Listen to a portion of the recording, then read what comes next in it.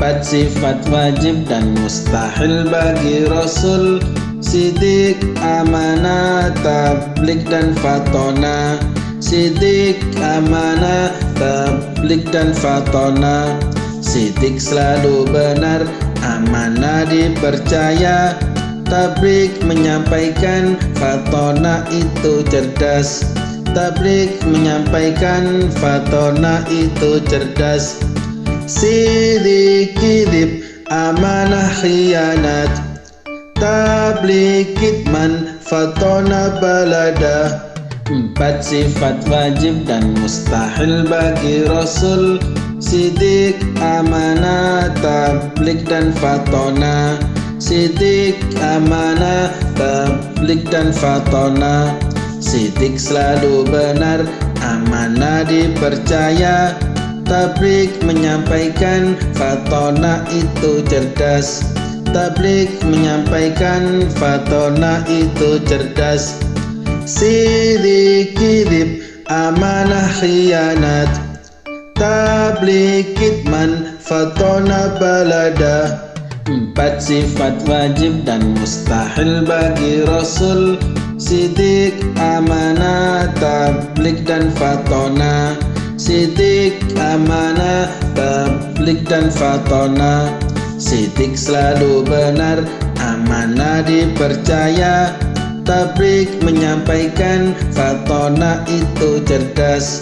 Tablik menyampaikan, fatona itu cerdas. Sidik kidib, amanah khianat, tablik kitman, fatona balada.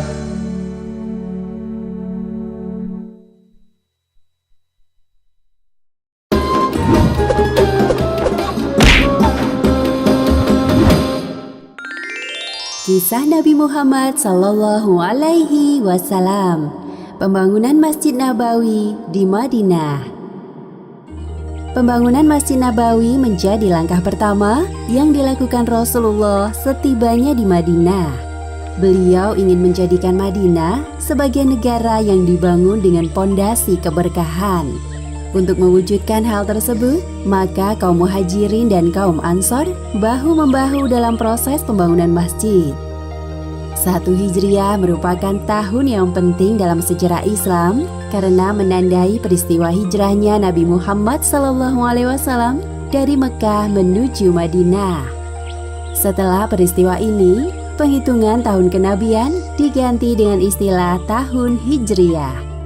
Kelak pada masa kekhalifahan Umar bin Khattab, tahun hijrahnya Rasulullah menjadi awal penghitungan kalender Hijriah yang dimulai dari bulan Muharram. Hingga kini umat Islam di seluruh dunia memperingati 1 Muharram sebagai tahun baru Islam atau tahun baru Hijriah. Sebelum adanya Masjid Nabawi, Rasulullah sholat di mana saja asalkan tempat tersebut terhindar dari najis, maka sah digunakan sebagai tempat sholat. Bahkan Rasulullah pernah melaksanakan sholat di kandang kambing. Sebagaimana disebutkan dalam hadis sahih yang diriwayatkan Abu Daud nomor 184, Rasulullah pernah bersabda, "Silakan sholat di kandang kambing, karena di sana mendatangkan keberkahan atau ketenangan." Setelah beberapa hari tinggal di Madinah, Rasulullah berkeinginan untuk membangun sebuah masjid yang memiliki banyak fungsi, jadi tidak terbatas sebagai tempat sholat. Namun, masjid tersebut bisa digunakan sebagai markas dakwah Islam di Madinah. Atas petunjuk dari Allah Subhanahu wa Ta'ala, unta yang dikendarai oleh Rasulullah menunjukkan lokasi tempat pembangunan Masjid Nabawi. Unta tersebut berhenti tepat di depan pekarangan rumah Abu Ayyub. Kemudian Rasulullah mencari pemilik tanah lokasi akan dibangunnya Masjid Nabawi. Ternyata tanah tersebut milik Suhail dan Sahil, 2 anak yatim yang dirawat oleh As'ad bin Zurarah. "Apakah kalian berdua pemilik tanah ini? Aku ingin membelinya untuk lokasi pembangunan masjid." Anda tidak perlu membelinya, wahai Rasul. Kami akan memberikan tanah ini kepada Anda dengan senang hati. Kali ini Rasulullah menolak hadiah yang diberikan kepada beliau.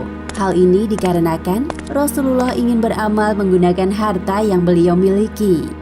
Maaf sekali, kali ini aku tidak bisa menerima hadiah dari kalian. Setelah mencapai kesepakatan harga antar kedua belah pihak, akhirnya tanah milik Suhail dan Sahil resmi dibeli oleh Rasulullah. Sebelumnya tanah tersebut biasa digunakan sebagai tempat mengeringkan kurma. Keesokan harinya, Rasulullah memulai proses pembangunan masjid. Hal pertama yang perlu dilakukan adalah meratakan tanah dengan menebang pohon kurma, lalu memindahkan kuburan tua milik kaum musyrikin yang terletak di dekat lokasi pembangunan masjid. Wahai sahabatku, alangkah baiknya jika pepohonan kurma ini ditebang, lalu kuburan tua itu dipindahkan ke tempat lain. Kita membutuhkan tanah yang luas untuk membangun masjid. Baik wahai Rasul, akan segera kami bereskan semuanya. Selama proses pembangunan, Rasulullah turun langsung ke lapangan. Beliau membantu para pekerja dengan mengangkat bebatuan yang dijadikan pondasi masjid. Para sahabat yang menyadari perbuatan Rasulullah tersebut segera menghentikan beliau. Namun beliau tetap bersikeras untuk membantu. Tidak jauh dari lokasi pembangunan, beberapa pekerja tampak ada yang lesu dan tidak bersemangat.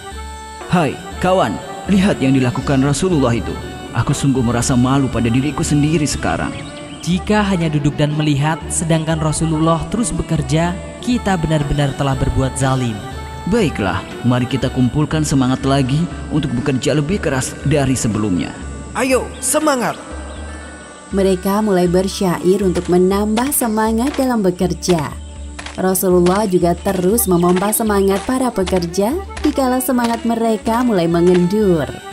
Sesungguhnya, pikulan orang-orang yang bersusah payah dalam membangun masjid lebih baik dari pikulan orang-orang yang membawa kurma dari Khaybar. Ya Allah, tidak ada kehidupan yang lebih baik daripada kehidupan akhirat. Maka, berikan rahmat dan ampunan bagi kaum Ansor dan kaum Muhajirin. Seorang sahabat bernama Amr bin Yasir menarik perhatian beliau. Ia terlihat bekerja lebih keras daripada sahabat yang lain. Wahai Amr, mengapa engkau tidak seperti teman-temanmu yang hanya mengambil satu buah batu bata? Aku menginginkan pahala lebih dari Allah, wahai Rasul. Wahai putra Sumayyah, orang-orang mendapat satu pahala, engkau mendapat 2 pahala. Masjid Nabawi di awal pembangunannya didirikan dengan sangat sederhana. Pondasi masjid berasal dari bebatuan yang keras, dindingnya dari batu bata yang dibuat dari tanah liat. Tiang-tiang masjid berasal dari batang kurma, sedangkan untuk atapnya diambilkan dari pelepah daun kurma. Masjid Nabawi memiliki 3 pintu masuk yang dibuat dengan sederhana.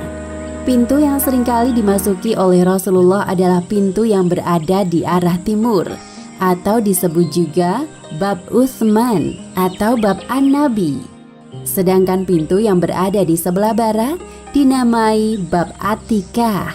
Lalu pintu ketiga yang berada di sebelah selatan dinamai Bab Umar. Selama kurang lebih 12 hari, akhirnya pembangunan Masjid Nabawi rampung dengan penampakan yang sederhana. Masjid ini juga belum dipasang lantai, jadi kaum muslimin sholat dengan beralaskan tanah. Bahkan pintu masjid dibuat dengan sangat sederhana. Tidak semua dari kaum muhajirin bisa membangun rumah di Madinah. Hal ini disebabkan karena harta yang mereka miliki telah dirampas oleh kaum kafir Quraisy sewaktu berhijrah. Oleh sebab itu, sebagian dari kaum muhajirin terpaksa tinggal di serambi Masjid Nabawi. Mereka disebut sebagai Ahlu Suffah atau orang yang tidak memiliki rumah. Rasulullah sangat memperhatikan kesejahteraan kaum muhajirin. Tentunya tidak mudah bagi mereka untuk menyesuaikan diri hidup di tempat yang baru. Apalagi mayoritas penduduk Mekah adalah pedagang, bukan petani seperti penduduk Madinah. Disinilah tugas Rasulullah untuk membina para ahlu sufah dibantu dengan para sahabat lainnya. Tidak hanya menampung para ahlu sufah, Masjid Nabawi juga berfungsi sebagai tempat berdiskusi antar sahabat, arena latihan bela negara, tempat pengobatan orang sakit, bahkan sebagai tempat tahanan. Setelah Masjid Nabawi berdiri, Rasulullah membangun ruangan sebagai tempat tinggal istri-istri beliau. Letaknya di perkampungan Bani An-Najjar yang bersebelahan dengan Masjid Nabawi. Ruangan ini dibangun dengan material yang sama yang digunakan dengan pembangunan masjid. Meskipun ruangan dibangun dengan sangat sederhana, Saudah dan Aisyah tidak mengeluh sedikit pun kepada Rasulullah. Mereka belajar dari Rasulullah untuk hidup sederhana di dunia yang akan mereka tinggalkan. Demikianlah akhir kisah pembangunan Masjid Nabawi di Madinah. Hikmah yang dapat kita ambil dari kisah ini: pertama, hendaknya kita berlomba-lomba dalam beribadah, beramal solih, dan bekerja dengan niat mencari keridhaan Allah. Dan kedua, barang siapa yang membangun masjid di dunia, meskipun kecil, maka Allah akan membangunkan untuknya rumah di surga. Wallahu a'lam bishawab. Kisah Nabi Muhammad Sallallahu Alaihi Wasallam, persaudaraan di antara Muhajirin dan Ansor. Langkah selanjutnya yang dilakukan Rasulullah Sallallahu Alaihi Wasallam setelah membangun sebuah masjid di Madinah adalah mempersaudarakan kaum Muhajirin dan kaum Ansor. Dengan adanya persaudaraan khusus ini, kedua kaum saling melengkapi satu sama lain. Kaum Ansor dengan sikapnya yang lebih mementingkan kebutuhan kaum Muhajirin. Begitu juga dengan kaum Muhajirin yang mampu menjaga diri untuk tidak memanfaatkan kebaikan dari kaum Ansor. Sebenarnya persaudaraan di antara Muhajirin dan Ansor telah terjalin sejak peristiwa Bai'at Aqabah di Mekah. Kaum Ansor berjanji untuk setia membela Nabi Muhammad dan agama Islam. Namun baru setelah peristiwa hijrah, persaudaraan antara kedua kaum ini terwujud secara nyata. Julukan Ansor disematkan kepada orang-orang Muslim Madinah yang membantu perjuangan dakwah Rasulullah setelah peristiwa hijrah. Arti kata Ansor adalah penolong. Kaum Ansor berkenan menolong kaum Muhajirin untuk tinggal di tanah kelahiran mereka dengan ikhlas, tanpa mengharap imbalan apapun. Sedangkan kata Muhajirin merupakan julukan bagi orang-orang Muslim Mekah yang berhijrah ke Madinah. Rasulullah sendiri termasuk ke dalam kelompok Muhajirin. Atas perintah Allah, kaum Muhajirin rela meninggalkan kampung halaman mereka di Mekah. Walaupun pada awalnya peristiwa hijrah ini terjadi agar kaum Muhajirin dapat terbebas dari gangguan kaum musyrik Quraisy. Bagi kaum Muhajirin, tahun pertama menetap di Madinah bukanlah hal yang mudah. Sebagian besar dari mereka merasa kesulitan dalam beradaptasi. Pertama, kaum Muhajirin tidak membawa perbekalan harta yang banyak.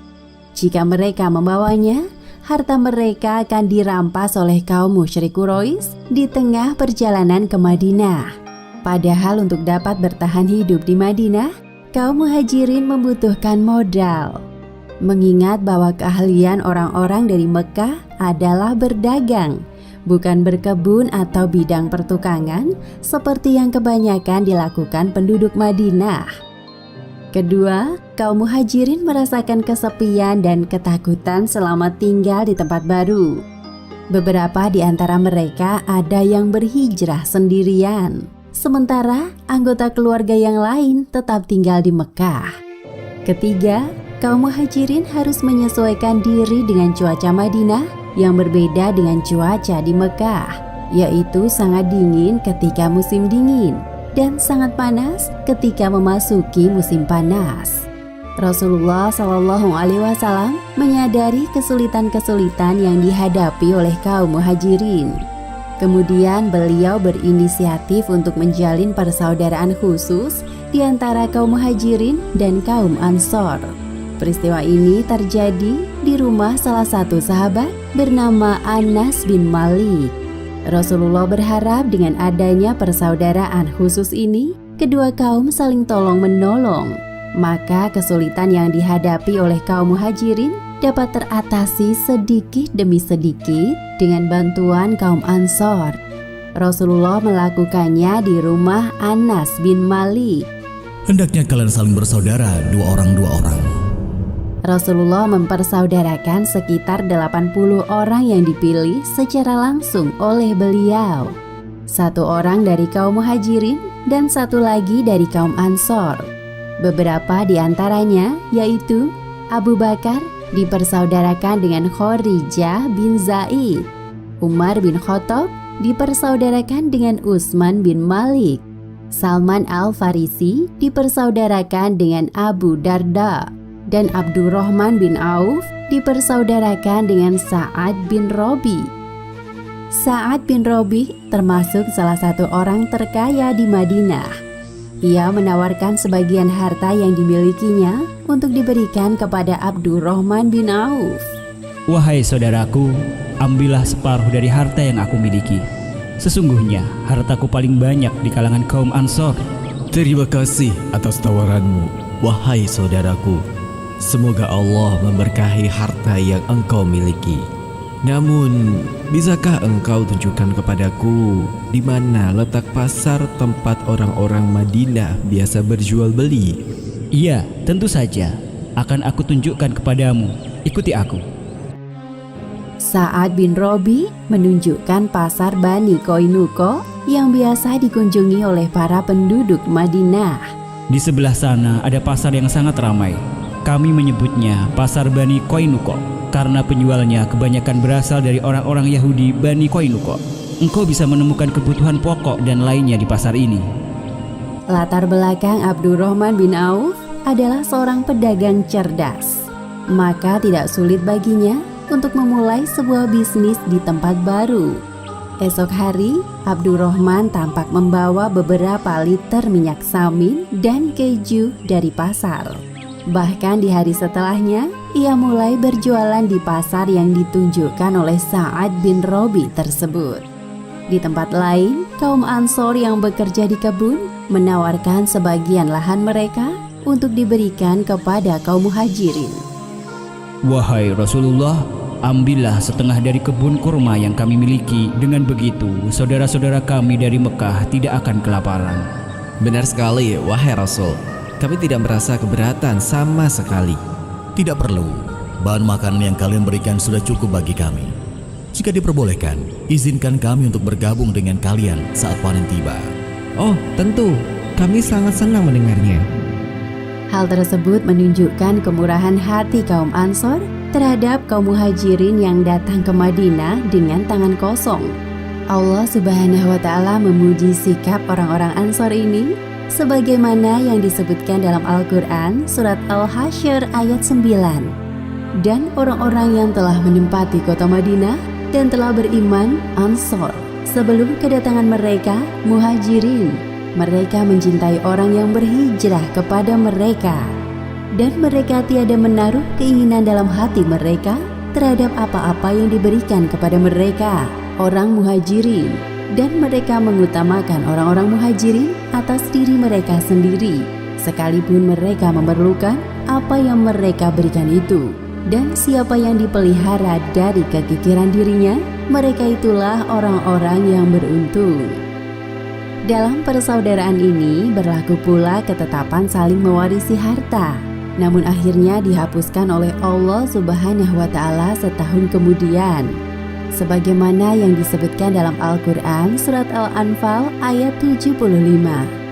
Orang-orang yang mempunyai hubungan kerabat itu sebagiannya lebih berhak terhadap sesamanya daripada yang bukan kerabat di dalam kitab Allah. Sesungguhnya Allah Maha mengetahui segala sesuatu. Jadi meskipun mereka tidak saling mewarisi harta, namun hubungan persaudaraan di antara kaum Muhajirin dan kaum Ansor tetap terjalin di atas akidah dan ukhuwah Islamiyah. Berkat adanya persaudaraan ini, Rasulullah SAW berhasil menghapuskan perbedaan di antara kedua kaum. Beliau juga menghilangkan kesombongan atas perasaan satu kaum yang merasa lebih baik dari kaum lainnya. Setelah ini, Rasulullah memerintahkan mereka untuk mengadakan sensus penduduk. Tujuannya untuk menghitung jumlah orang-orang Muslim yang tinggal di Madinah. Jumlah kaum muslimin di Madinah pada tahun pertama hijrah adalah sekitar 1.500 orang. Dengan jumlah tersebut, para sahabat yakin dan siap membantu Rasulullah untuk mempertahankan Madinah dari berbagai serangan. Demikianlah sebagian kisah tentang persaudaraan di antara Muhajirin dan Ansor. Hikmah yang dapat kita ambil dari kisah ini, di antaranya, pertama, persaudaraan yang dibangun dengan dasar keimanan mampu mengalahkan persaudaraan sedarah. Kedua,